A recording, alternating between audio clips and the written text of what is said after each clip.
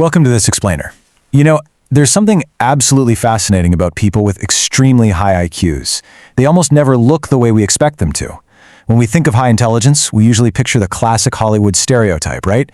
A genius who's loudly solving problems, dripping with confidence, and making sure everyone in the room knows exactly how smart they are. But the psychological and neurological realities of a highly intelligent mind are almost entirely internal. It is a quiet, intense, and often completely invisible experience. So let's dive into this and uncover what's really going on behind the scenes of a high-capacity mind. Society basically expects high intelligence to translate into loud, constant confidence. But the reality is quite different. For a brain that is always analyzing every single layer of what's happening in a room, daily life and social interactions are highly engaging, sure, but they're also incredibly cognitively expensive. It literally drains a massive amount of hidden energy just to process the world this way. Part 1. The restless mental engine. One of the absolute most common signs of a highly intelligent mind is that it never truly quiets down. Not during rest, not late at night, and definitely not during activities that most people find relaxing. Psychologist Kazimir Dabrowski studied this extensively, and he coined a term for it, psychomotor overexcitability. Now, we're not talking about physical restlessness here. It's a restless internal energy that expresses itself mentally. It's this intense, relentless drive to think, turn over problems, revisit conversations, and run mental simulations. And honestly, it just doesn't have a natural off switch. The neurobiology behind that restless energy is actually mind-blowing. Neuroscientist Rex Young at the University of New Mexico found that a highly intelligent brain doesn't just think faster in isolated, localized areas.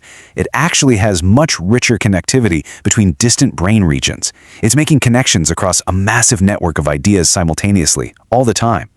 So if you're someone who finds sleep or rest difficult, it's not because your brain is malfunctioning. It's actually doing exactly what it was built to do. Because of this high-powered engine, highly intelligent people tend to get bored so much faster than anyone else around them. Neuroscientific research links higher cognitive ability to a higher baseline of dopamine activity in the prefrontal cortex, which is basically the brain's reward system for new information. When a task gets repetitive and the intellectual challenge fades, that dopamine signal drops sharply. So this restlessness you might feel, it isn't just a bad mood. It is a literal physiological craving for more stimulation. And this perfectly explains a huge paradox. Why highly intelligent people are often terrible procrastinators, but specifically when it comes to the work that matters the most to them. Psychologist Carol Dweck calls this complexity awareness. Basically, before they even start a project, a high IQ brain already comprehends the entire scope of what excellence requires. It instantly sees every single flaw the finished product might have and every way it could fall short of the ideal. The procrastination isn't laziness. Not at all. It's the paralyzing presence of caring too much, combined with a hyper-awareness of the gap between their perfect internal vision and the messy real-world output. So if this intellectual engine is just constantly revving, mapping out all these complexities and aggressively seeking stimulation, it raises a really fascinating question. How on earth does a mind this complex process feelings and certainty? Part 2. Emotional depth and humility. We've all seen the cultural myth, right? The cold, detached, perfectly rational thinker who lives entirely in their own head. But psychology research tells a completely different story. Highly intelligent people actually tend to feel things with far greater intensity than average. Dabrowski called this emotional overexcitability. Higher measured IQ strongly correlates with a heightened sensitivity to beauty, art, moral questions, injustice, and the suffering of others. They feel incredibly deeply. They've just learned how to mask it really well. This immense depth of processing also drastically affects their confidence. We tend to naturally assume that high intelligence produces high confidence. But when you look at the Dunning-Kruger effect at the high end of the spectrum, the exact opposite is true. Lower knowledge usually produces overconfidence simply because the person literally cannot see the complexity of the subject. But highly intelligent people understand complexity intimately. They see exactly how much remains genuinely uncertain. And because of that, they are incredibly comfortable just saying, you know what, I don't know. And that intimate understanding of complexity breeds persistent self-doubt. Psychologist Albert Ellis made an observation that I think is incredibly validating for anyone who has ever felt this way. He noted that highly intelligent individuals frequently hold their own output to a standard they would never apply to anyone else. They treat any gap in their knowledge or performance as a fundamental inadequacy. This recurring doubt isn't just performative humility, and it is definitely not a sign of lesser intelligence. It's actually one of the most reliable signatures of a greater one. So the crucial takeaway here is that their minds are constantly seeking accuracy, not ego preservation. In psychology, this is called cognitive flexibility. Highly intelligent people treat their own beliefs as working theories. When new, contradictory evidence pops up, they don't feel personally threatened, their brain simply updates the mental model.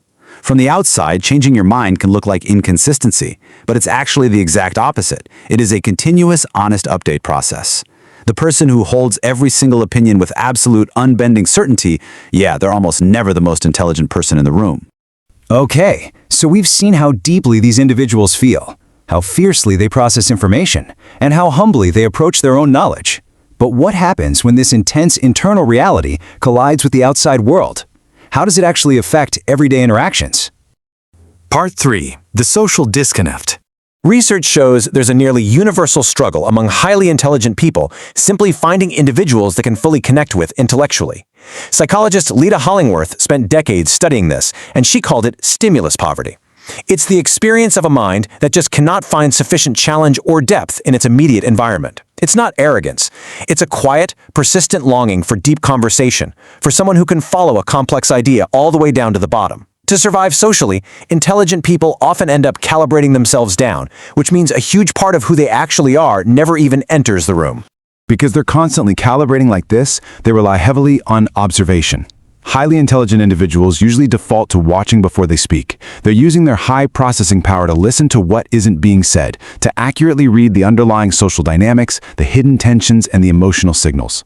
They might need a bit more time to process, but not because they're slow thinkers. It's because they are gathering massive amounts of data before they contribute a single word. And honestly, this is where the tragic misread happens.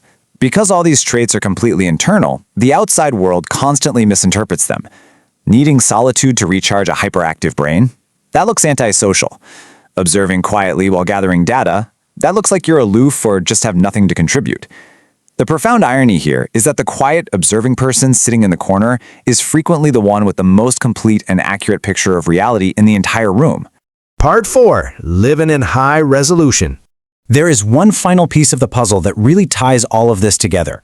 Highly intelligent people frequently carry a quiet, persistent sense of not quite belonging. It's a subtle, ongoing awareness of being just slightly out of sync with their social groups or environments. But it is so vital to understand that this is not a personality disorder. When your brain processes more, connects more, feels more intensely, and requires more depth than your environment can consistently offer, a mild sense of displacement is just the predictable, natural result. The legendary psychologist Mihaly Csikszentmihalyi found that exceptional minds universally described their inner lives as the most complex and the hardest to share. But it wasn't because they were uniquely suffering. It was simply because they were experiencing life at a level of detail, a level of high resolution that most people around them just weren't.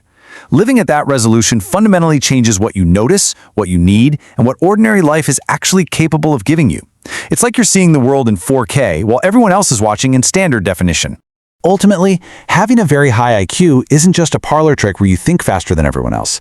It's about experiencing the full, rich complexity of the world with very little filter, and that is a powerful, demanding thing to carry. So, I want to leave you with this question to consider. Are you living in high resolution? Which of these invisible traits has been shaping your reality without you even realizing it? Think about it. And if this explainer finally gave language to something you've been carrying quietly for a long time, reflect on it. Maybe even share it with someone who might need to understand it too. Thanks for joining me on this explainer.